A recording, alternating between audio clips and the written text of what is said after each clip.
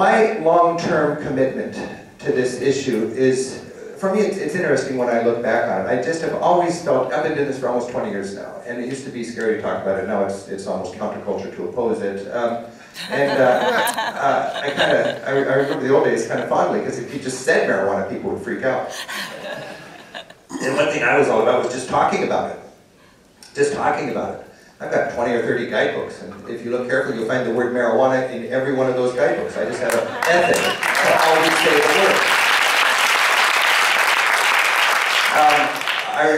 With my staff, we all have our favorite gelato flavors in our little thumbnail bios, and for 20 years, my favorite gelato flavor has been ganja. It just causes people to go, what? I remember I went through a stage back in, I think in the 90s, where every once in a while, I had to roll down my window in my office and yell marijuana out the window to my cute little town of Edmonds. I was so upset that people couldn't even talk about this.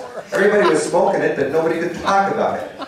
Decent people, the people you sat next to in church, the people who were your superiors at work, the people on the radio that you thought were so upstanding, were potheads and good citizens. They just enjoyed it secretly.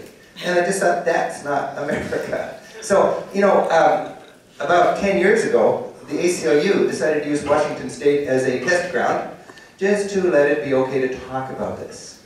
And they spent a lot of money making a documentary. I don't know if you've seen it. It's called Marijuana Time for a Conversation. And I got to be the host and help write it. And it was pretty radical, just to talk about marijuana. They weren't even saying legalize marijuana. They just say, let's talk about this. This is a big problem and nobody can talk about it. No celebrity would host it. I'm the best celebrity they could come up with. What a pathetic celebrity, a travel writer, a PBS host, you know?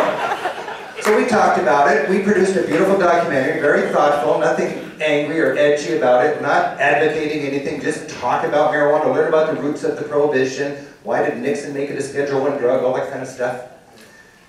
We produced this thing, and the big 3 stations commercial in Seattle let us run it in the wee hours of the morning after Girls Gone Wild. That's the only time we could run this thing. It was like political pornography to even talk about marijuana. And it's just symptomatic of a big problem, or a big problem in our society can't be talked about.